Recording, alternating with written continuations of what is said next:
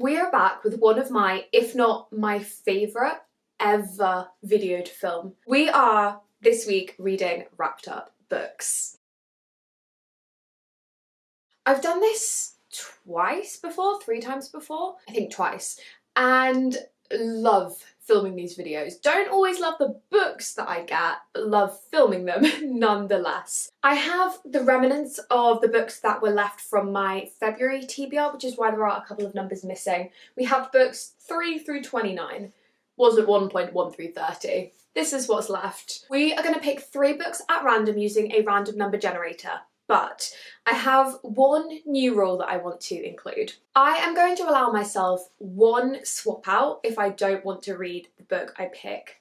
But I can only choose to swap it out as soon as I open the first book. So I can't open all 3, decide which one I don't want to read the most and then pick a new book. I have to pick as soon as I've opened it. So if I open the first book and don't like it, I can swap it, but then the next 2 I don't have a swap out. Also, the book that I then unwrap, the second book, I then have to read that book. Even if it's worse than the first one. Even if I go, I wish I hadn't done that, I want to read the original book, I can't. I have to read the new book. So, optional swap out is on the table. We're picking 3 books and we're going to read them this week and we're going to have fun. And I think we're just going to get right on into it. I'm a little bit nervous. There are a lot of romance books in here because I wanted romance on my February TBR so that I could do a romance video. I ended up not picking that many of them, so I am a little bit scared I'm about to get a lot of romance. I like a romance, but I only want 1. I don't want 3 romance books back to back. That would not be good for me. I would like some literary fiction. I wouldn't mind a thriller, maybe a fantasy, I don't know. I'm relatively open. I just don't want 3 of the same genre. That's actually all I ask for. I have made a little wheel with all of the remaining numbers on, so there shouldn't be anything on this wheel that has already gone. I think we're just going to get right on into it and pick our first book. Please be good. What is it? Number 11. It's a tiny one. Okay. Okay, I am immediately thinking there are 3 tiny ones on here. One of them is Open Water, one of them is The Nursery, and I cannot for the life of me think what the third one would be. So this is Open Water, The Nursery, or a mystery book. I think those are my predictions. Oh, hang on. The third book option is She's Always Hungry by Eliza Clark. Hang on, this could be very good either way. Okay, I'm just going to open it. It could be something else, but I think it's one of those 3. Is this what I think it is? Is this Eliza Clark? I'm about to freak out if this is Eliza Clark. It is, right? Wait, it could be The Nursery. That's pink as well. Wait, which one is it? Oh my gosh, roller coaster of emotions. Wait, it's The Nursery. Okay. Okay. Oh, okay, no, I'm actually very happy. I'm happy with this. Sorry, it's not Eliza Clark, but this is The Nursery. Oh, I'm not actually mad about that at all. This is a book that I saw on Jack Edwards' channel, and in Jack We Trust, and from what I know it is a literary fiction about postnatal depression, and that is all I know. That is all the information I have. It is tiny, 180 pages, tiny little book. Let's have a cheeky little look at the Goodreads, see what that is saying. Oh, okay, it only has 2,400 ratings, so on the lower side, and is averaging a 3.76. I'm actually dead chuffed with that. I have had my eye on this since I got a hold of it. I got it right at the end of last year, and literally it is at the tip top of my TBR, so I'm actually very, very, very happy with that choice. This is the first book that we're going to start, so we're going to read it now and then we'll come back and pick our other 2 books. Guys, I don't think I have ever on this channel been more excited to talk to you about a book. I fear that we have started the video off with the 5 stars. I am on page 85. Can you see the little grin on my face? No words other than obsessed. Legitimately obsessed. Like, okay. No, I need to gather my thoughts. I need to gather my thoughts because I have literally forced myself to stop reading this book to talk to you. Literally forced. All I want to do is sit here and finish this book. Now, I have to go to work, so that's not going to be possible. Nonetheless, I don't want to do anything else. I do not want to do anything else. This book is perfect to me. Where do I even start? We're following a woman. Is she nameless? I think she's nameless.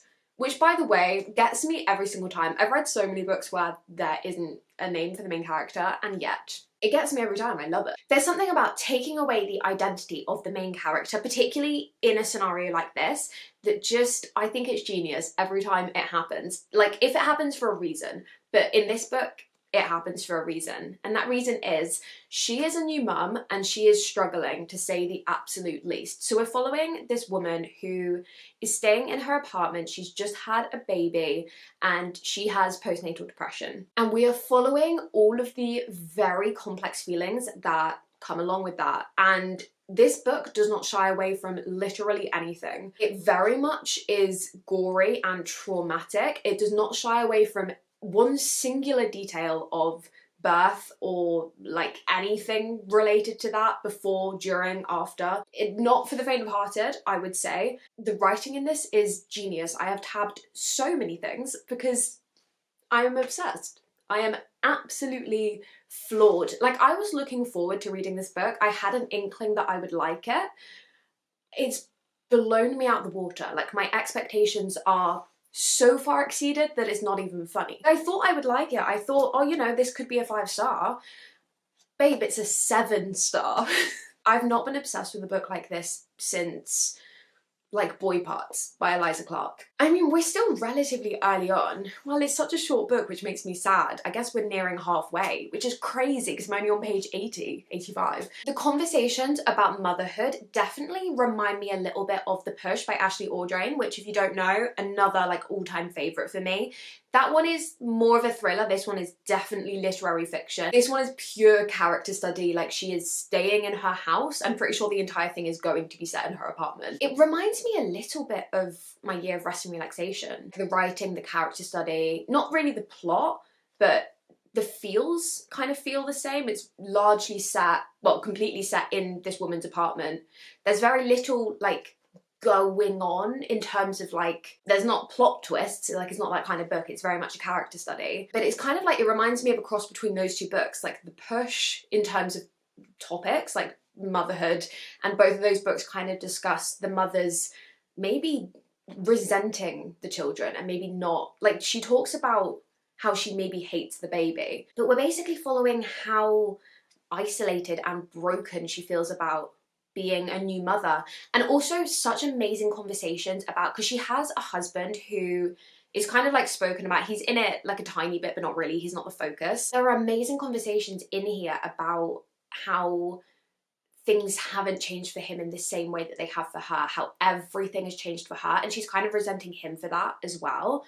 And the conversations about resentment to both the baby and him, I just think are magnificent. We're talking about how her body has changed, how her mind has changed. It's just, it is gorgeous. I want to read this entire thing in one sitting. I wish I could.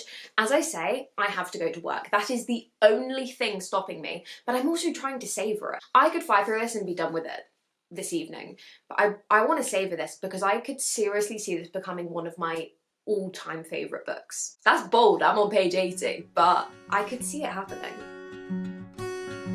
I wrote a message in my notes that I'm never gonna send to you, saying I'm sorry.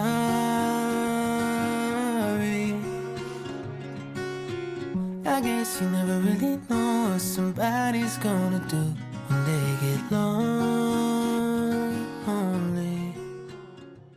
Legitimately perfect. 6 stars, 7 stars, infinite stars. I love this book. I love this book. I have nothing else to say. This was perfect. Mark my words, and bearing in mind, we are early on in the year, I predict this is going to be my favourite book of the year. In some ways, that's not a good thing because we are so early on and it's like, what, every other book you read this year is just going to be worse than this one? And honestly, yeah. Yes. I don't see anything comparing to this. This is a new all-time favourite book. I don't know what to tell you. Get ready because this is the book that I am about to tell you about continuously. This is the next book that I'm going to bang on about because I need everybody to read it. That being said, I will say it is not going to be for everybody. It is not going to be for everybody. It is one of the bleakest things that I have ever read. It is almost completely devoid of light. In the same way that my Year of Rest and Relaxation had a very similar thing of just complete bleakness, melancholy. This is similar in how it feels. Like, it feels like a 200-page kick in the stomach, but in a good way. Utterly obsessed with this book. Everything about this was perfect. I am so pleased that the author made this book this length. Don't get me wrong, I would have read 800 pages of this happily, but I feel like it was just perfect the way it was. It packed such a punch, but was so tiny, and we got these like little glimpses into her life. It really jumped around timelines, which so beautifully highlighted how her life was different before the baby, like during the pregnancy, after the baby. Everything about this was so well constructed. Did I even tell you that this book is also about a writer? Like, this literally was written for me. Everything about this is perfect to me. It's about a writer. She's a translator. She translates Swedish books. Even all of those conversations about like language and translation and writing, all of that I loved. I have nothing bad to say about this book. I have no notes. I don't know if she's written anything else, but if she has, I need to read it immediately. It doesn't say. I will look into that, because let me tell you, I am going to read everything that this woman writes. This was perfect. It read like a horror book at parts. I would check your trigger warnings for sure. This was absolutely not an easy read. It was completely brutal at points. I just felt so deeply connected to this. I almost want to read you some quotes. I'm going to read you some quotes. If you're not remotely interested, that's fine, I guess. You can skip down here, but I just want to highlight how beautiful this writing is. So I'm just going to read you a couple of quotes. Did the sun always follow her wherever she went? Did the sun manage to infiltrate my memories by only appearing when times were good? There is often sunlight when I think about my mother. Love that so much. He sits with eyes closed, exhales agreeingly with his head resting on mine, and this is one night of many spent alone together on our simple couch in our simple apartment, in the midst of living our simplest, most meaningless lives. This was before I understood that it was this exact simplicity that would be taken away from me. I gave birth, and birth made me into a child. Never have I wanted my own mother so much. She forces me to go on, so I go on. I must go on. But from where do you pull more of yourself after you have given everything? We need to get you more sleep, he suggests. So casually, it should be an item I can pick up from a shelf in a store. The we in this situation sounds like a word taken from another language, not one that I can speak. What an easy thing for John to say, and the microwave dings a second time. Ugh, I love this book. I love this book. Please read it and tell me all of your thoughts. It's not going to be for everybody. I think it really is a cross between The Push by Ashley Audrain and My Year of Rest and Relaxation by Ottessa Moshfegh. I realise those are two very different books, but I don't know how else to compare this book. I've never read a book like this. It is brutal. It feels like a horror book at times, but it is beautiful, gorgeous. I'm obsessed. I love it. New favourite book of all time. I don't know how to put it into words other than that. This was everything to me. I am never going to stop thinking about this book. I don't know how we're going to move on from this. I don't know how we're going to do it. Nothing is going to compare to this. I feel sorry for whatever book comes next. So, with that being said, shall we move on to the next book? Welcome back. We are about to pick our second book of the video. I am once again going to pull up my wheel. We will hide number 11, that was the book we just got, and we should have 21 options remaining, and we still have my optional swap out if I want to use it, but we'll see what we get. Let's go. Number 16, okay. A bit more of a medium-sized book. What are we thinking? Screaming to me romance or thriller. Which is good, because that'll be a different genre from the last one. We had a literary fiction, quite a dark one. I have no idea what this could be. I think we're just going to get on into it. I'm a bit nervous, but I do still have my optional swap out left if I want it. That option is still there. Are you ready? Please be good, please be good. Okay.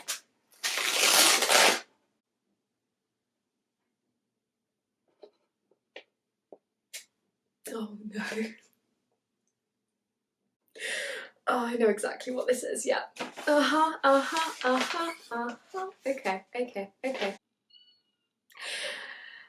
The Natural Way of Things by Charlotte Wood. If you know, You know, I read this once. Well, I started it. I read it last year. I got about, I don't even know how far through I got, like 40-ish pages in, 50-ish pages in.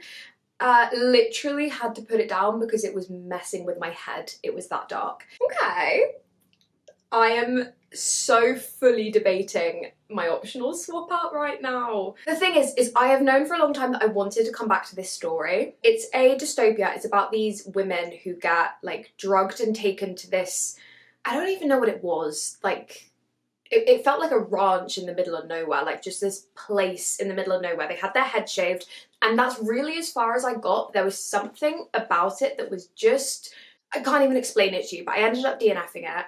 And I knew I wanted to come back to it, and I put it on my 25 books to read in 2025, which is why I'm like, no, don't swap it out. But at the same time, am I ready to read this?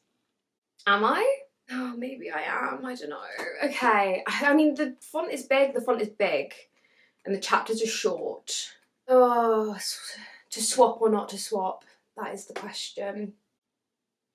Okay, no, I'm gonna push myself. We're gonna read it. We're gonna read it. Might regret it. I'm gonna read it. We have started, or I should say, I guess, continued the second book. Now, if you don't know the lore behind this book, let me quickly introduce you. This is The Natural Way of Things by Charlotte Wood. It is one of the only books that I have ever DNF'd on my channel. I said at the time, I DNF'd it, I would guess last summer. I said in that video that it was a soft DNF, and true to that word, I said I was going to continue it. The reason I DNF'd this last time was it was doing things to my head. I love a sad, dark book. I can't even really tell you what it was about this book, but it was like putting me in a weird place. Like it was making me feel bad inside. So I was just like, do you know what? I'm gonna put it down. I'm gonna come back to it when I'm prepared. I've come back to it. Some would say prepared.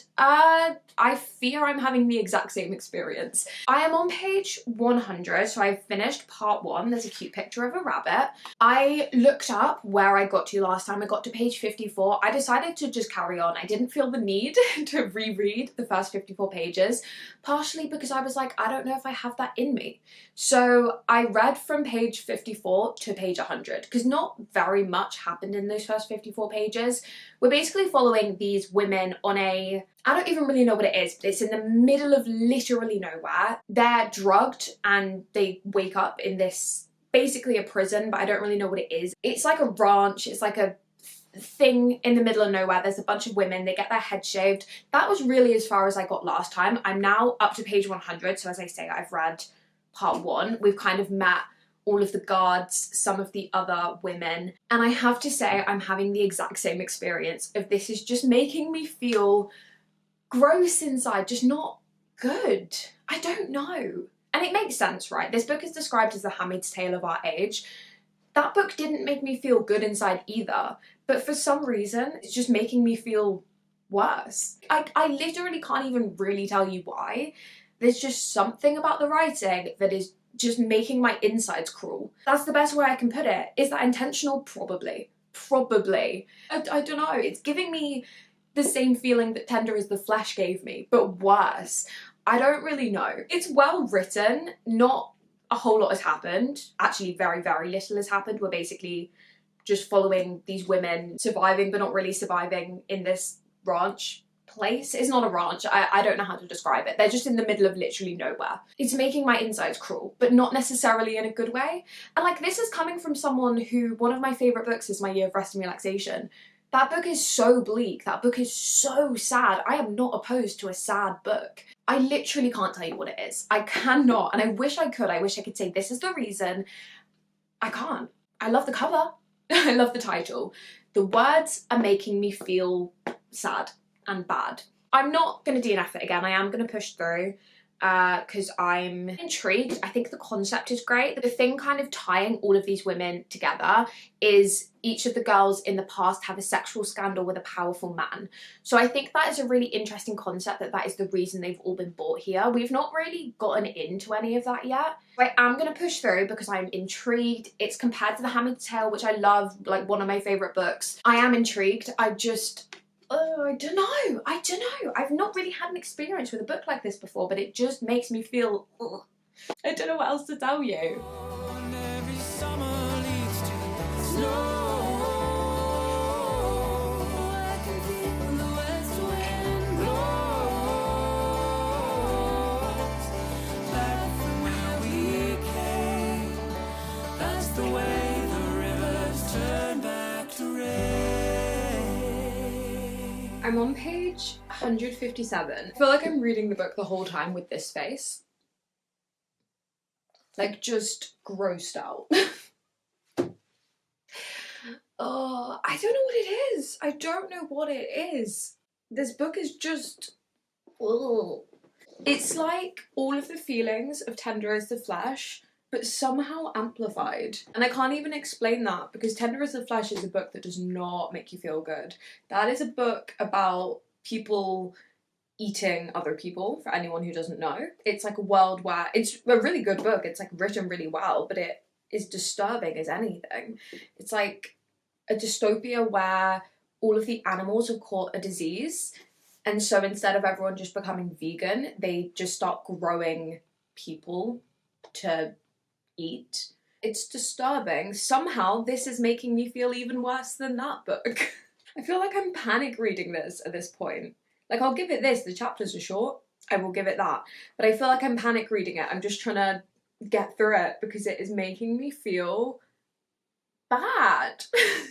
And I can't even like specifically put my finger on what it is. Like, it's obviously a horrible subject matter, but not even that much is happening. It's just not making me feel good at all. Okay, I finished. I read a good majority of this book today. Can't lie, by the end I was fully panic reading it. I was like, just keep going. I don't think my thoughts have changed much since I last spoke to you. For whatever reason, I just found this book not fun. And is it meant to be fun? No. No, it's not a fun story. But it just, I don't know, it just did something to my brain. Something about the writing style, how like gross everything was, graphic, gruesome, just unpleasant. This entire book and the reading experience is unpleasant. It's definitely not a book I would recommend lightly. If you're interested in it, check it out. Let me know your thoughts. I've not heard any reviews of this. This is a book that I thrifted quite a long time ago. I just found it in a charity shop. The cover pulled me in. I still think this is absolutely stunning. I'm glad I read it, but let me tell you, yeah, I will not be rereading it. I love a dark book. I really, really do. Was this too dark for me? I don't know. Maybe we found the limit. I still think the concept is absolutely great. I will say nothing was answered. I really thought we were going to get answers at the end. We didn't. The whole like concept of why they were there was so intriguing to me, but actually the story really wasn't about that at all. I kind of wish we'd had more of that. Maybe more of the before time, or just, I guess, answers at the end, but we really didn't end up getting any of that. It was way more about the present timeline of them in this, I still don't know what it is, but this place, this prison type thing, the guards and how they're treated, and like kind of the group of women. I don't feel that this was necessarily a concise review, because I keep saying that it's messed with my head, but I can't tell you why. And that kind of sums up my thoughts, because I still can't tell you why. I don't know what it is about this writing. It was just so gross and graphic and just, I don't know. It was well written, but it just made my insides crawl. And I know I said that earlier, but that is how I felt the entire way through. So, I don't know. If you were into Tender as the Flesh and books like that, maybe check it out. I'm a little bit scared now to read I Who Have Never Known Men, because I don't know really what that book is about, but the concepts sound very similar. Because both books are about a group of women kept captive, don't remember how they got there. I'm a little bit scared for that book now, but so many of you have recommended it to me, so I'm hopeful I'll like it. This one did things to my brain. Don't know if I'm gonna have the same experience. Glad that I finally finished it, because I've been wanting to come back to this for a very long time. I'm glad that I pushed myself, but I think we need something different now. I think we need something less dark. So on that note, I'm gonna pass you over back to Past Flow, and she can tell you what the third and final book of this video is gonna be. And let me tell you, it's different. We are back for our third and final pick of the video, and we're in a very strong place because I still have my optional swap out if I want it. So far we have picked 2 literary fictions. Obviously I'm filming all these clips at the same time, so I don't know what I've thought of them, but I'm thinking maybe it would be nice to have a different genre, but literary fiction is also my favourite genre, so I don't really mind if we get a third one. But let us once again refer back to the wheel. I'm going to hide our last number, number 16, and these are all of the options left, and we're going to pick our final book of the video. Let's go. Number 12. Okay. Again, another medium book, relatively nondescript. Absolutely no idea what this could be. I'm a little bit nervous after the last pick, but we still have our optional swap out. We still have our optional swap out. Okay. Our third and hopefully final book for the video is going to be...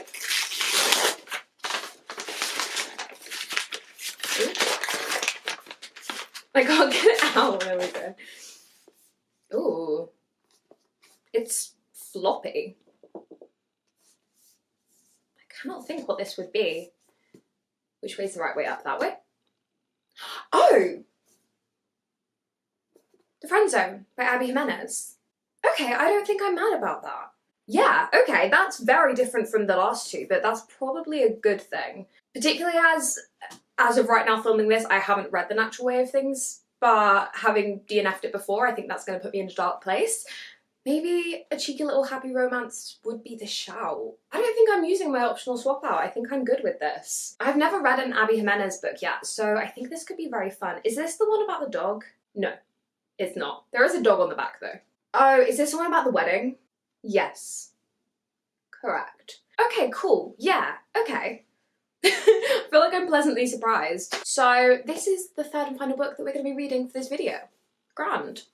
I am 78 pages into The Friend Zone. Let me tell you, I have never been so grateful in my life to have just a silly, easy book. Because after the week of reading that we have had, I don't think anything else would have sufficed. The place that, I mean, the nursery was super, super dark, don't get me wrong, but then the place that The Natural Way of Things left me in, I don't think I could have tackled another dark book. We did 2 incredibly dark literary fictions, and now we're doing a silly, cutesy, fun romance. And let me tell you, this is exactly what I needed. I needed something easy, bingeable, and that's exactly what we got. I started it this morning, as I say, I'm on page 78, so I've only read a little bit, but absolutely flew through the first 78 pages. We're following Kristen and Josh. Josh has just moved to...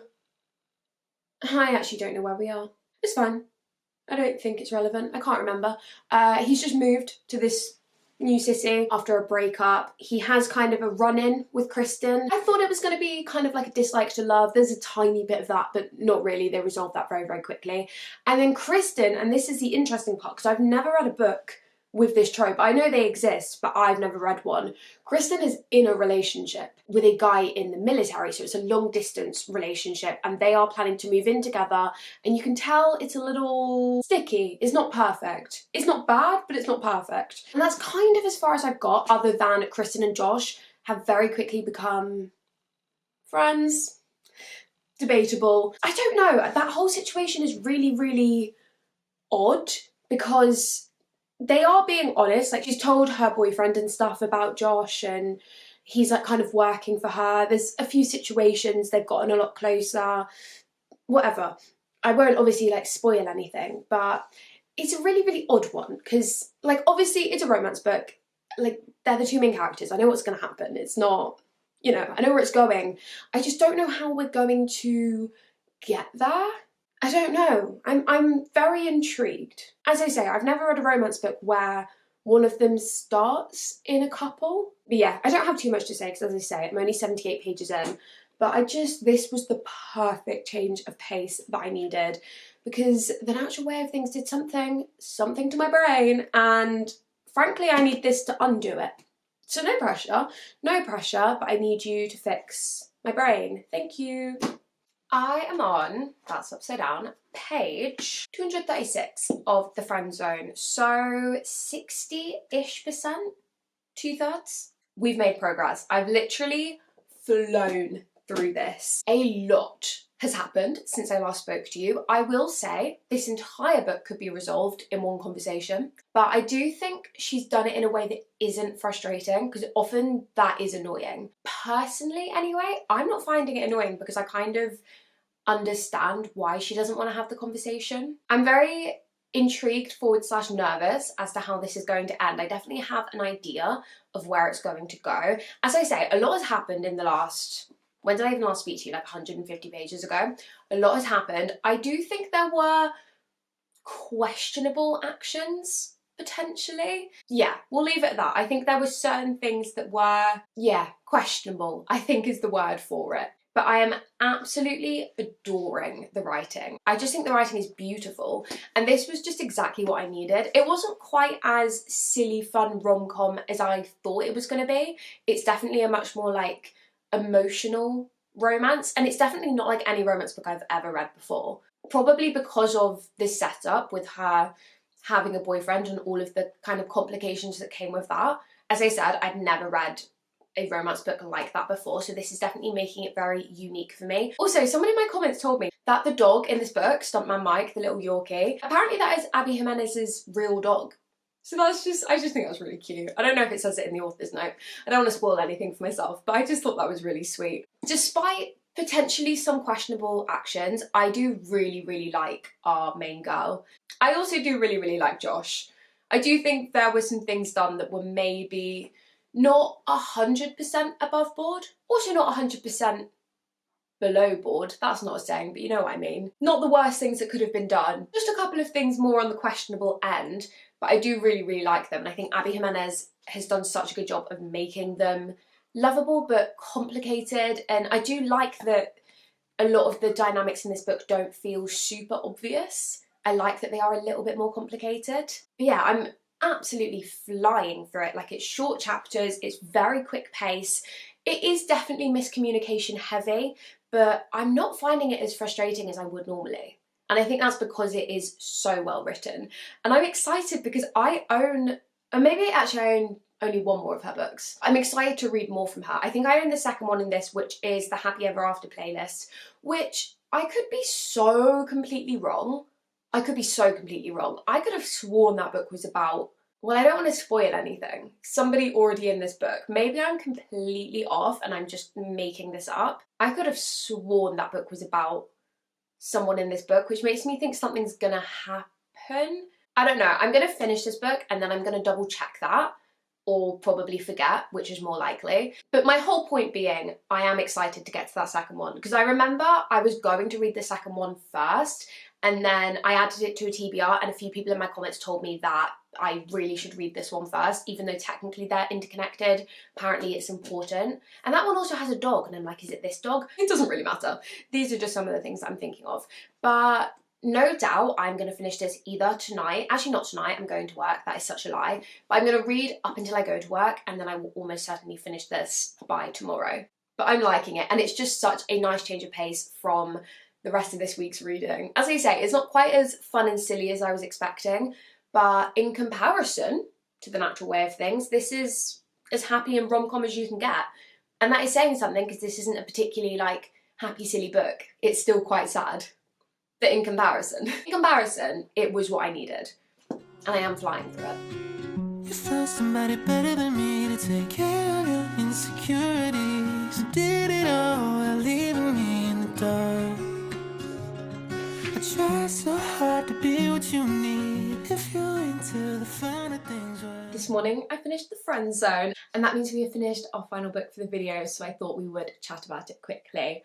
First things first, if you are planning on reading this, please, and I cannot emphasize this enough, do not read the blurb for the second book, or not even the blurb, just anything about the second book. Don't even look at who the second book is about, because it will spoil the ending of this, because I knew what was going to happen. I mean, technically I had two possible endings, so I didn't know, but I was pretty sure, and yeah, I was correct.